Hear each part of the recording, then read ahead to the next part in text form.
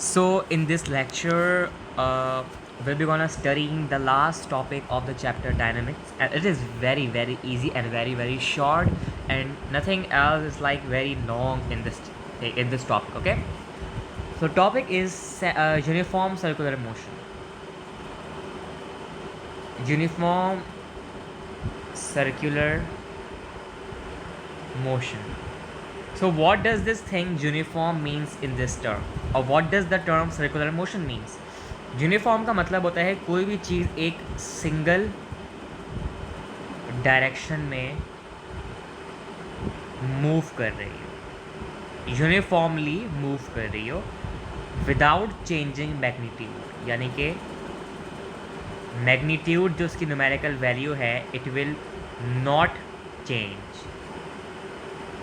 Okay.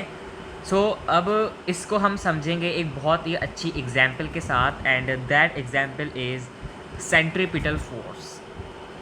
तो centripetal force का जो कॉन्सेप्ट है that is drive from the uniform circular motion, और आपके एसएलओ में खास तौर पर मेंशन किया गया है कि यूनिफॉर्म सर्कुलर मोशन की सिर्फ एक ही टाइप को डिफाइन किया जाए, and that is centripetal force, और उससे रिलेटेड आपको न्यूमेरिकल सॉल्व करने को भी कहा जाएगा. And it is very easy. Centripetal force का मतलब क्या है? सेंटर से निकला है ये words, from the word centre. Okay. So now अब मैं एक कॉन्सेप्ट देने लगा हूँ आपको, जिस कॉन्सेप्ट के बगैर आप ना AQU का फाइनल पेपर नहीं सॉल्व कर सकते, और कोई भी पेपर सॉल्व नहीं कर सकते जब तक आपको उस कॉन्सेप्ट के बारे में एक बेसिक कॉन्सेप्ट की आपको टर्मिनोलॉजी नहीं पता होगी. Let's suppose this is a circle. Because it is a circular motion, so anything that is orbiting in the around the circle that will exhibit a circular motion. मैं लिख देता हूँ अपने own words में, anything that exhibits a round path in the form of orbit, जैसे कि orbit हमारा round में करता है, और any spherical shape that represents a circular motion. अब that circular motion may be variable or uniform, but over here we will be gonna dealing with the uniform circular motion. Variable बड़ी classes में पढ़ते हैं, like first year and second year. So uniform circular motion का मतलब ये है, अब हम इसको एक एग्जाम्पल समझते हैं जिसकी एग्जाम्पल है centripetal force. Now let's suppose मेरे पास एक यहाँ पर रिंग है, सॉरी एक पॉइंट है, और एक इस पॉइंट से मेरे पास एक स्ट्रिंग है, या फिर एक जो है स्ट्रिंग ले लीजिए इसको, या फिर इसको रोप कह लीजिए, और ये लेट्स सपोज मेरे पास एक वाटर का बकेट है, और ये वाटर का बकेट मैं डायरेक्शन बना रहा हूँ उस तरह मूव कर रहा है. गौर से समझना हर बात को. ये जो रिंग है, ये जो स्ट्रिंग है, ये इस बकेट को, वाटर के बकेट को, जो ये वाटर से भरा हुआ है, वाटर से खाली नहीं है, वाटर से भरे हुए बकेट को एक राउंड पाथ में, एक सर्कुलर, एक ऑर्बिटल पाथ में इसको मूव करवा रहा है. ये जो रोप बना के मैंने दिखाई है दिस वन. तो ये जो बकेट को मूव करा रहा है, तो ये राउंड पाथ में करा रहा है, so it means it is exhibiting a circular motion. Okay. मैं बता सकता हूँ कि ये चीज़ है सर्कुलर मोशन में, बट यूनिफॉर्म है या चेंजिंग है? ऑब्वियस है, एक पॉइंट से स्टार्ट हुआ, let's suppose this is the point, मैं इसको हाईलाइट करता हूँ, और वापस से उसी पॉइंट पे आके, यानी कि इस तरफ आके वो चीज़ रुक गई, यानी कि जहाँ से स्टार्ट हुई थी वहीं पे आके वो रुक गई. तो यानी कि इसमें कोई चेंज तो नहीं आया, इसमें कोई मतलब ये तो नहीं आया ना कि ये बकेट उड़ के कहीं चला गया, ये बकेट अपनी डायरेक्शन चेंज करके अंदर की तरफ मुड़ गया. ऐसा भी नहीं हुआ. ये बकेट जहाँ से रोल करना शुरू किया था, इसको किसी इंसान ने, किसी रिंग ने इसको रोल करवाना शुरू किया था सर्कल के अंदर, वहीं पे वापस से मूव करके आ गया, और इसके अंदर पानी भी था. तो अब मैं क्वेश्चन पूछता हूँ जो कि आपको थोड़ा सा एक ऑकवर्ड लगेगा, but that is the real thing, और ये रियल सिनेरियोज में होता है. वाई डज वाटर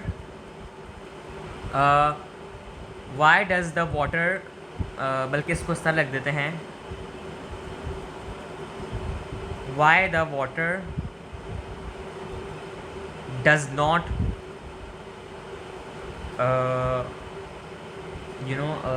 वाटर आपकी get out, why the water does not gets out from the why the water does not gets out from the bucket। ठीक है, एक तो क्वेश्चन ये आ गया। सेकंड क्वेश्चन मैं ये लिख सकता हूं, why the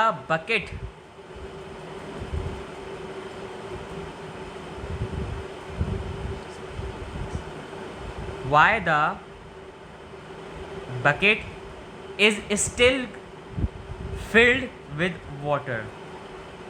बकेट अभी तक वाटर से क्यों भरा हुआ है, बकेट के अंदर से पानी क्यों नहीं गिरा।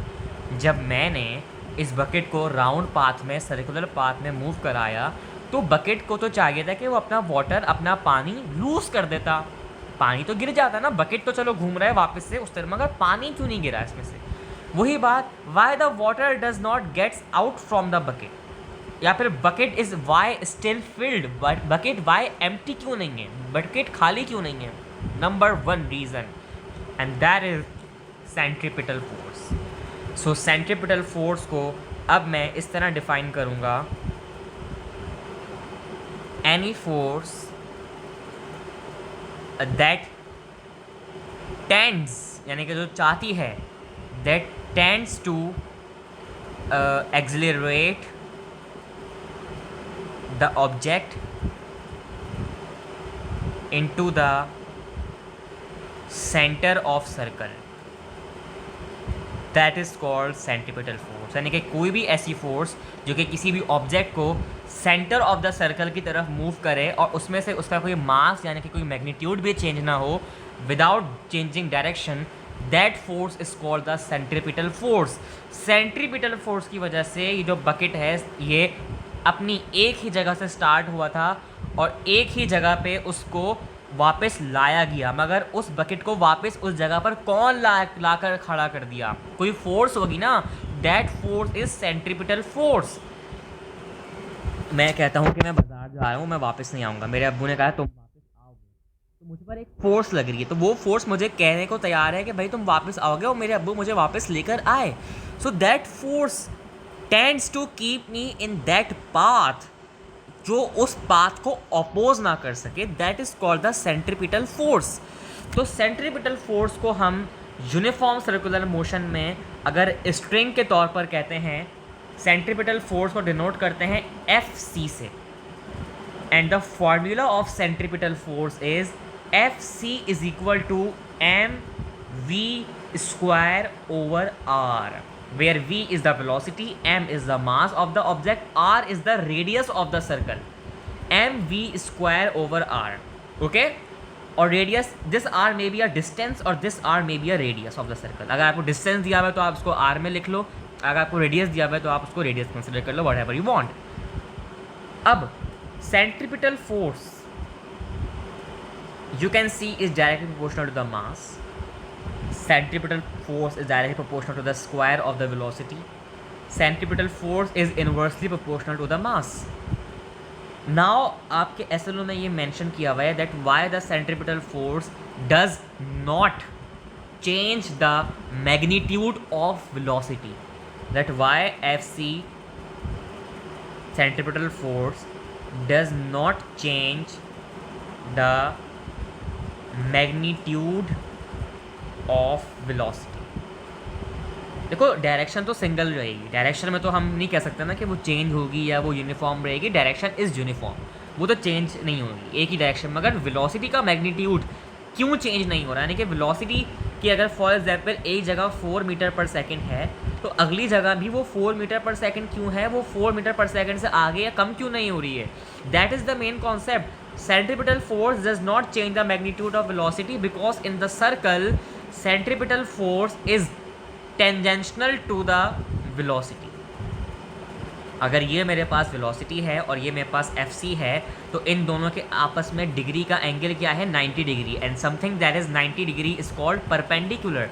परपेंडिकुलर को हम इस तरह साइन देते हैं, ये जो मैंने बनाया है एक डंडी और इसके नीचे मैंने एक हॉरिजॉन्टल लाइन, यानी कि वर्टिकल लाइन के नीचे मैंने हॉरिजॉन्टल लाइन ड्रॉ कर दी, and that is known as the perpendicular sign, यानी कि परपेंडिकुलर हैं दोनों आपस में, सेंटीपिटल फोर्स भी और वेलोसिटी भी। When something is perpendicular to any sort of direction so its component is zero. जब उसका कंपोनेंट जीरो है यानी कि टेंजेंशनल वेलोसिटी इज जीरो, यहाँ पर मैं कहूँगा इसको स्पेशली टेंजेंशनल वेलोसिटी। टेंजेंशनल का मतलब सर्कल के अंदर परपेंडिकुलर टू एनीथिंग, तो परपेंडिकुलर टू एनीथिंग वेलोसिटी इस वक्त सेंटीपिटल फोर्स से परपेंडिकुलर है, so it will call the tangential velocity.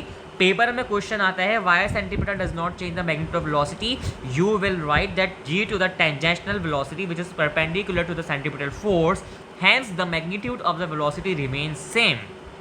That is the main concept of tangential velocity and the centripetal force. That's why centripetal force does not change the velocity's magnitude. Okay, Fc is equal to mv square. अगर आपसे पूछा जाए कि string के अंदर tension निकालो, string के अंदर टेंशन फाइंड करो, मगर वो टेंशन होनी चाहिए यूनिफॉर्म सर्कुलर मोशन के अंदर, वो टेंशन होनी चाहिए यूनिफॉर्म सर्कुलर मोशन के अंदर। तो इस केस में मैं टेंशन का फॉर्मूला नहीं लगाऊंगा m1 m2 upon m1 plus m2, no. String और tension in terms of uniform circular motion, it means tension in the string in uniform circular motion is equals to the centripetal force. अगर मुझसे कहा गया है कि uniform motion में circular motion में tension the string निकालो, यानी कि मुझसे कहा गया है सेंट्रीपिटल फोर्स निकालो, उस टेंशन को मैं सेंट्रीपिटल फोर्स कंसिडर करूंगा। सो हेयर सेंट्रीपिटल फोर्स और टेंशन का फॉर्मूला बन जाएगा mv स्क्वायर ओवर r, और ज़्यादा बेहतर तरीके से मैं इसको लिख दूंगा Fc is equal to mv square over r। So this is the main concept of the centripetal force in the uniform circular motion. मेरे ख्याल से आपको अभी तक की ये सबसे बेस्ट एक्सप्रेशन लगी होगी, because it is somewhat quite confusing for many of the students, but right now I think that I am able to make you understand all these concepts.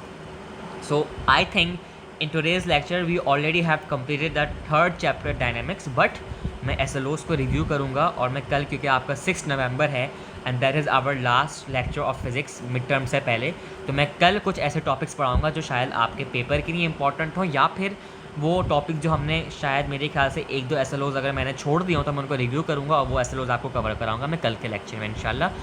So over here, in my opinion, we have completed the chapter of dynamics. Okay.